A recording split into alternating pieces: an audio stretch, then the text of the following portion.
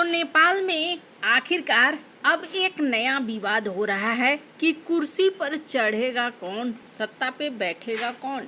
और इस बीच पीएम ओली उनका भी एक संदेश आया है। और सबसे बड़ी बात कि क्या आंदोलन के बीच में कुछ ऐसा हुआ था जिसको लेकर अभी चर्चा की जा रही है कि आगे का निर्णय बहुत सावधानी से लेने की जरूरत है। जानेंगे क्या कुछ चल रहा है, कौन है जो नेपाल की सत्ता में बैठने वाली है, और सबसे बड़ी बात भारत को लेकर कार्की जो नेपाल की अंतरिम सरकार की हेड हो सकती हैं, उनके क्या विचार हैं। हमेशा की तरह वर्ल्ड मिरर के इस एपिसोड में जानने को मिलेगा बहुत कुछ। आइए जानते हैं इन खबरों को विस्तार से। अभी ना एक सहमति है जो फिलहाल के लिए अटकी पड़ी है, बन नहीं पा रही है। और किस चीज की सहमति? जैसा कि हमने कल आपको बताया था कि एक नाम पहले चर्चा में आया, बालेन शाह। बालेन शाह को कहा गया कि ये बन सकते हैं नेपाल के अंतरिम सरकार।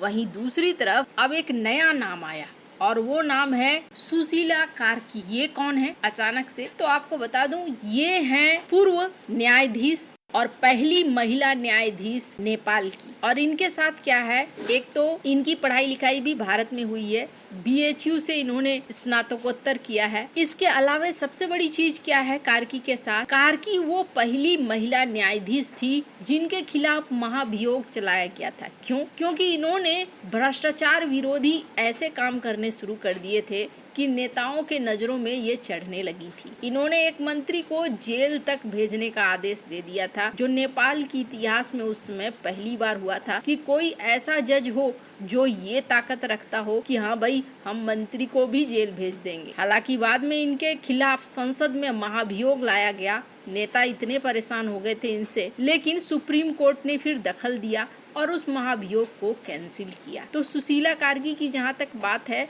वो भ्रष्टाचार के खिलाफ खड़ी रहती हैं, ये चीज देखने को मिल रहा है। लेकिन जनरेशन जेड में ना दो फाड़ है। एक कह रहा है कि नहीं, बालेन शाह को दो। दूसरा कह रहा है कि नहीं, ये देश चलाना आसान नहीं है, इसलिए थोड़ा अनुभव की जरूरत तो है। और सुशीला कार्की का जो इतिहास रहा है वो सपोर्ट कर रहा है, इसलिए सुशीला कार्की को यहाँ पर मिलनी चाहिए सत्ता। सुशीला कार्की ने भारत को लेकर क्या कहा है उस पर भी बात करेंगे। लेकिन ना एक बहुत ही महत्वपूर्ण चीज हो रही है जिसको लेकर इस वक्त सुगबुगाहट है। क्या नेपाल में जो कुछ भी हुआ वो अचानक होता चला गया, और क्या सारी चीजें ऑर्गेनिक थी या फिर कुछ ऐसी चीजें थी जो पहले से रची गई थी? अब ये मैं नहीं कह रही हूँ, ये एक खबर देख रहे हैं इंडिया टुडे की, जिसमें कहा जा रहा है जिन लोगों ने आंदोलन की शुरुआत करी उन्होंने सोचा भी नहीं था कि आंदोलन ये रूप ले लेगा।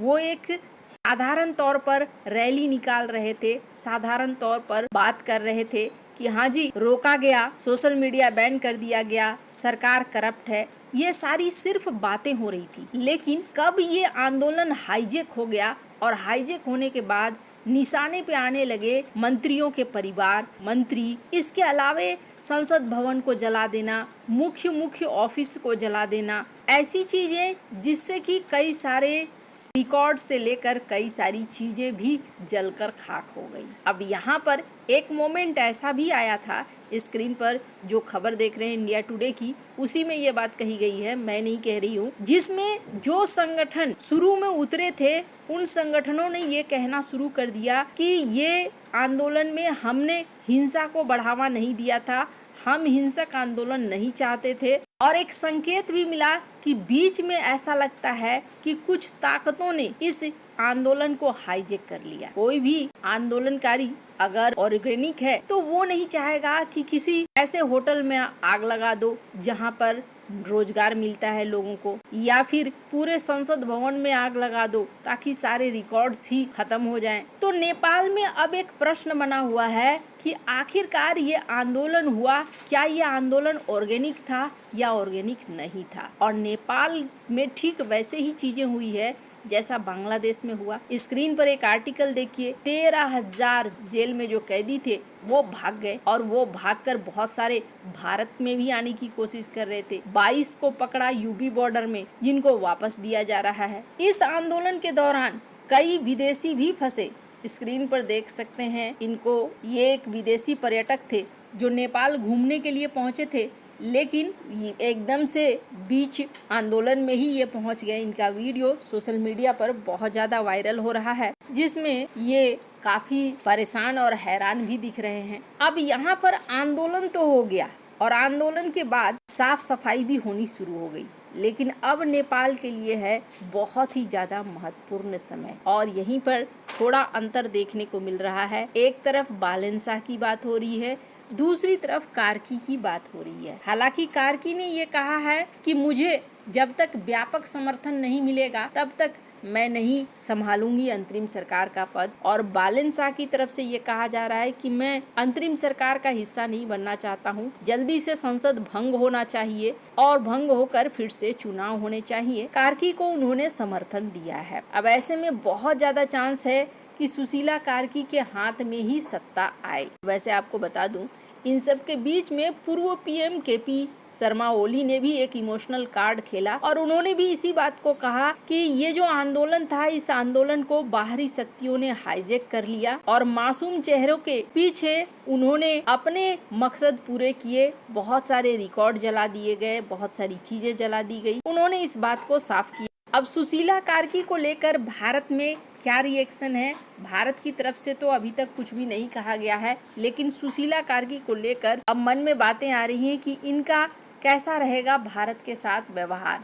तो ये तो पढ़ी हैं BHU से और काफ़ी लंबे समय तक पढ़ी हैं, इसलिए भारत के साथ इनका कनेक्शन अच्छा ही रहा है। इन्होंने इस बात को कहा भी कि 1970 के दशक में BHU से मैंने राजनीतिक विज्ञान में मास्टर डिग्री पूरी करी है और मैं भारतीय नेताओं से खूब प्रभावित हूँ। भारतीय दोस्त मुझे बहन की तरह मानते हैं। भारतीय प्रधानमंत्री मोदी को लेकर उन्होंने कहा कि मैं मोदी जी को नमस्कार करती हूँ, मोदी जी के बारे में मेरी अच्छी धारणा है। BHU के दिनों को याद करते हुए जस्टिस कार्की ने कहा कि भारत में उनके कई दोस्त हैं। उन्होंने कहा कि मुझे आज भी BHU के अपने शिक्षक याद हैं। भारत के साथ हमारे संबंध बहुत अच्छे हैं और ये कई सालों से चले आ रहे हैं। भारत ने नेपाल की बहुत मदद की है।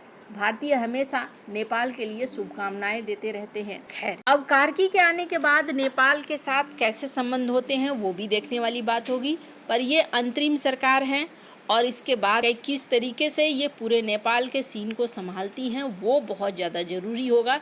जैसा हमने देखा बांग्लादेश के मामले में आंदोलन तो हुआ, लेकिन इस आंदोलन के बाद चीजें बांग्लादेश के अनुकूल नहीं रही हैं बल्कि प्रतिकूल ज्यादा रही हैं। खैर, अब आने वाले समय में नेपाल में क्या होता है ये देखने वाली बात होगी। भारत ने भी इस पर ध्यान लगा कर रखा हुआ है और कारण इसलिए है क्योंकि ये भारत का पड़ोसी देश है। यहाँ पर होने वाले बदलावों का असर भारत के ऊपर भी पड़ेगा। वैसे आपको क्या लगता है इन सब मामले में? आपकी क्या राय है? कमेंट कर जरूर बताएं। जल्द मिलते हैं अगले वीडियो में नई खबर के साथ।